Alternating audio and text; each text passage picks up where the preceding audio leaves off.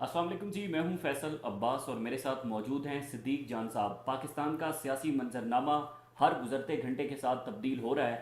पहले तो सिद्दीक जान साहब, ज़ाहिर है ये खबरें गर्दिश कर रही थी कि कुछ विफाकी वज़रा हैं जिनको घर भेजा जा सकता है, लेकिन अब तो जो सोहेल बड़ाई साहब हैं उन्होंने पूरा कॉलम लिख दिया है कि जुलाई में इस हुकूमत का जवाल है।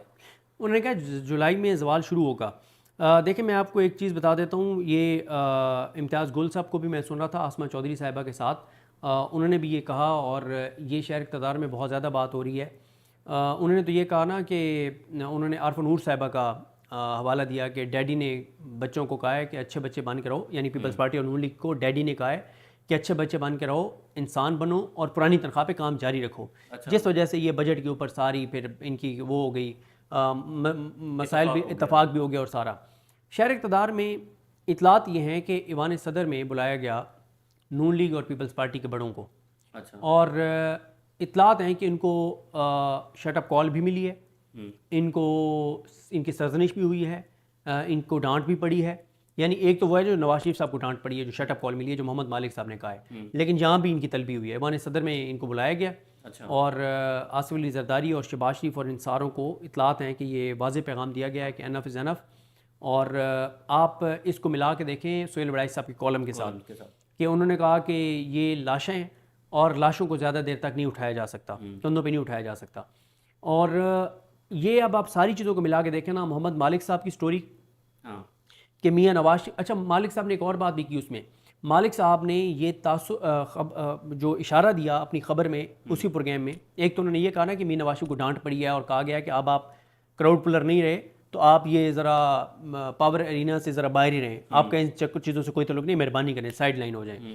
दूसरा उन्होंने कहा कि फिर मुनीर फारूक साहब ने कहा कि इन्हें मियाँ नवाज शरीफ को किसने कहा था वहाँ जाओ जब तुम्हें पता है कि वहाँ तुम्हारी हैसियत और औकात तुम्हारी पार्टी की क्या है। फिर मालिक साहब ने अपने प्रोग्राम में एक और बात कही, उन्होंने कहा कि अगर नून लीग ये समझती है, अगर कोई ये समझता है कि आप शहबाज शरीफ को इधर उधर कर देंगे, तो ये बात जहन में रखें कि शहबाज शरीफ इधर उधर होगा तो आपकी हुकूमत इधर उधर होगी। ये ना समझें कि इस्टेब्लिशमेंट को नून लीग की ज़रूरत है, इस्टेब्लिशमेंट को शहबाज शरीफ की ज़रूरत है, नून लीग की ज़रूरत नहीं है। इस्टेब्लिशमेंट की मजबूरी और ज़रूरत शहबाज शरीफ है, नून लीग नहीं है। उन्होंने जो खबर में तासुर दिया, इशारा दिया, वो ये दिया है कि शायद नवाज शरीफ शहबाज शरीफ को तब्दील करने पर गौर कर रहे हैं। और इस्टेब्लिशमेंट ने पैगाम दिया कि अगर शहबाज शरीफ इधर उधर होगा तो फिर अच्छा। पूरी हुकूमत जाएगी। ठीक है, क्योंकि जीबी इलेक्शन के बाद से तो मियाँ साहब नाराज हैं। अच्छा। पहले हर चीज़ पे वो खुश थे, उनके मज़े लगे हुए हैं, उनकी मौजें लगी हुई हैं। अभी वो कभी कहाँ फिर रहे हैं दुनिया में, कभी कहाँ फिर रहे हैं, मज़े लगे हुए हैं, अयाशी लगी हुई है, केसेस खत्म हो गए हैं, करप्शन लूटमार खत्म हो गई है। जो आगे करप्शन लूटमार हो रही है उसको कभी कोई नहीं, फिलहाल कोई नहीं पूछ रहा। बेटी वज़ीर आला की MP की सीट हार गई थी, वज़ीर आला बन गई, भाई वज़ीर आज़म बन गया, मज़े। लेकिन GB वाले मामले पे बहरहाल मियाँ सब नाराज़ हैं कि मेरी इंसल्ट की गई है। दूसरी बात, पहले मुझे मीनार पाकिस्तान पे बुला के मेरे कंधे पे कबूतर बिठा के फिर मुझे जलील करवाया गया। मियाँ साहब ये कहते हैं कि भाई 17 सीटें जीती नून लीग ने, 17 के अलावा किसी के साथ वो नहीं हुआ जो मेरे साथ हुआ कि मेरे बैलेट पेपर छापे जा रहे थे, बिल्कुल ऐसे। प्रिंटिंग प्रेस पे, वहां पे साफियों का छापा पड़वाया गया, वीडियो लीक करवाई गई, इस्टेब्लिश किया गया कि मुझे जाली तरीके से जितवाया गया। मियाँ साहब कहते हैं कि बाकियों को भी तो जितवाया गया ना फॉर्म 47 पे, लेकिन कोई खबर बाहर नहीं आई। मियाँ साहब कहते हैं कि जनाब आप ने मुझे जलील किया पूरी दुनिया के सामने कि हमने यूं मियाँ नवाज शरीफ को जितवाया है, तो ये जानबूझ के किया गया वो, लेकिन फिर वो चीज़ें ठीक हो गई थी। लेकिन अब मियाँ नवाज शरीफ ये GB वाले मामले पे बरहम है। अब आप सोहेल बड़ाई साहब के कॉलम को उठा के देखें, चीज़ें मौजूदा हुकूमत की बिल्कुल ठीक नहीं है, ये बात दुरुस्त है। और मैं आपको एक चीज़ बताऊं कि चीज़ें इसलिए ठीक नहीं हैं कि मौजूदा हुकूमत जो है ना वो किसी भी मुहाज पे डिलीवर करने में नाकाम हुई है, लेकिन नाकाम सिर्फ हुकूमत नहीं, पूरा सिस्टम हुआ है, क्योंकि फैसला हुकूमत अकेली तो कर नहीं रही थी। लेकिन एक चीज़ है, पहले खबरें चली कि कुछ मिनिस्टर्स को फारिग किया जा रहा है, ये भी मोहम्मद मालिक साहब ने बताया। और मैंने चेक किया तो मेरी इतलात ये हैं कि एहसन इकबाल साहब भी फारिग हो सकते हैं, औरंगजेब साहब भी फारिग हो सकते हैं, ख्वाजा आसिफ साहब भी फारिग हो सकते हैं। 2 वज़ीर बहरहाल वो वफाकी वज़ीर बन जाएंगे, बिलाल कियानी साहब और बैरिस्टर अकील साहब। वो मौजूदा सिस्टम को बहुत पसंद हैं क्योंकि वो बहुत ज़बरदस्त डिलीवर कर रहे हैं, अपने शोबाजात में नहीं, अवाम को नहीं, पाकिस्तान को नहीं, वैसे वो बहुत अच्छा डिलीवर कर रहे हैं। ठीक है, मतलब प्रोग्राम्स में जाके डिफेंड करना हो, ट्वीट्स करना हो, इल्ज़ामात लगाने हो, झूठी चीज़ें करनी हो, वो बहुत अच्छा डिलीवर कर रहे हैं। तो वो बहरहाल उनके हैं कि वो वफाकी वज़ीर बना दिए जाएंगे। अब सोहेल बड़ाई साहब ने लिखा कि पूरा सिस्टम जा सकता है, हाँ। पूरी हुकूमत जा सकती है। देखें, वजह यह है कि चीज़ें बहुत तेज़ी से हाथ से निकल रही हैं। तो क्या ये एक वार्निंग भी है मौजूदा हुकूमत को कि ऐसा हो सकता है बिल्कुल कि जुलाई में? बिल्कुल ऐसे है, हो सकता है। और जो तहरीक इंसाफ और तहरीक तहफ़्फ़ुज़ पाकिस्तान के जो लोग इंगेज हैं वो भी इस चीज़ पे यकीन करके बैठे हुए हैं कि हमारे साथ इस वक्त जो वादे वईद किए जा रहे हैं वो सच्चे हैं। अच्छा। हमें जो कहा जा रहा है वो दुरुस्त कहा जा रहा है। और उसकी वो भी दलील ये देते हैं कि आप ये देखें कि अफगानिस्तान की सूरत हाल साथ देखें, मुल्क के अंदर इंटरनल सिक्योरिटी की सूरत हाल देखें, KP के अंदर देखें, इसके अंदर देखें, बलूचिस्तान के अंदर देखें, कश्मीर के अंदर सूरत हाल देखें। वो कहते हैं कि फिर हुकूमत जो है हाँ। वो इस्टेब्लिशमेंट को कहती है कि हमारी कमर तोड़ दिया आपने फरमाइशें कर करके। हाँ। इस्टेब्लिशमेंट कहती है कि तुम हमें जलील करते हो रोज़ जो है ना वो फरमाइशें कर करके। अब आप देखें ना कि पीपल्स पार्टी ने कहा कि हम बजट में तब वोट देंगे मैं यूबी की हुकूमत ने पहले, हाँ। ठीक है, अब देनी पड़ी इस्टेब्लिशमेंट को। इस्टेब्लिशमेंट के पास कोई और ऑप्शन नहीं था। अब पीपल्स पार्टी कह रही है AJK में भी हमें हुकूमत चाहिए, इसीलिए AJK में इलेक्शन अनाउंस किए गए थे।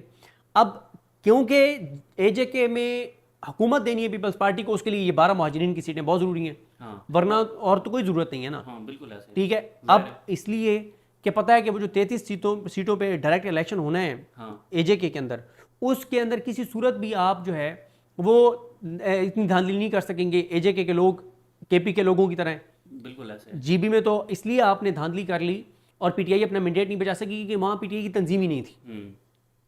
वहाँ टिकटों के ऊपर भी सवालात हैं, वहाँ PTI की तंजीम बनने ही नहीं दी गई कि मतलब नए लीडर्स ना पैदा हो जाएं, तो वहाँ तो नहीं बनने दी गई तंजीम।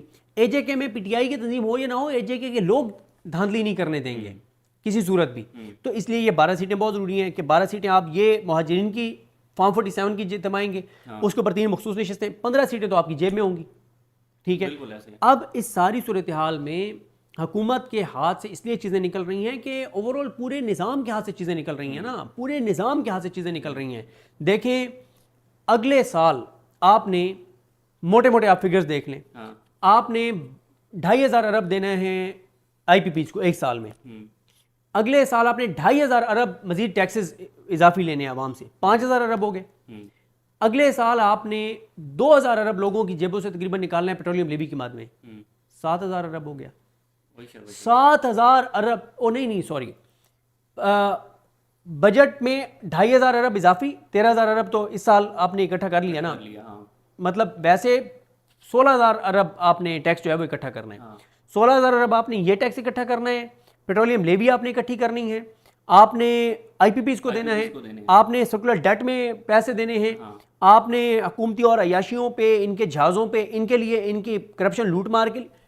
सर लोग तो वही है ना, टैक्स देने वाले तो वही हैं, उन पे आप इतना बोझ डाल देंगे तो लोगों की बस हो रही है। इस वक्त हालात ये हैं कि इथोपिया जैसे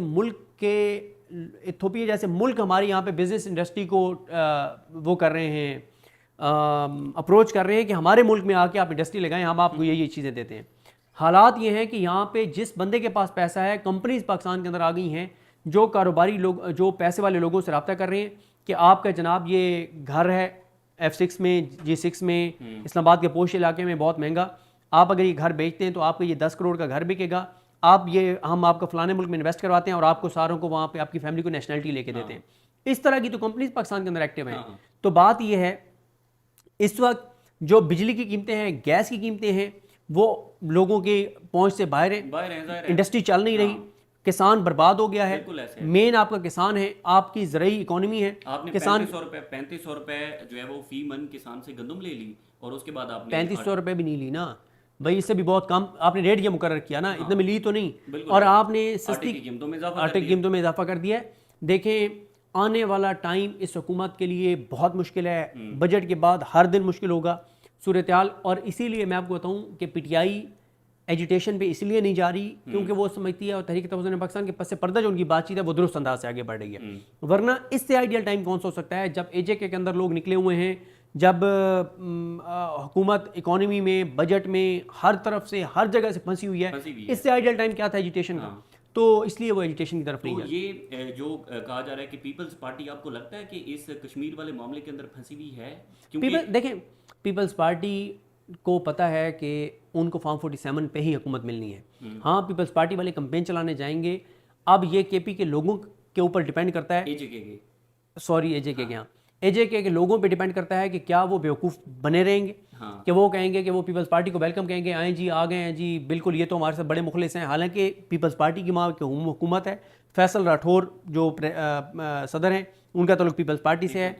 एजेके के लोगों के साथ जो कुछ हो रहा है उसमें नवाज शरीफ, जरदारी, बिलावल, मरियम, शबाज शरीफ, पूरा शरीफ खानदान, पूरा जरदारी खानदान 100 नहीं 110% ऑन बोर्ड है।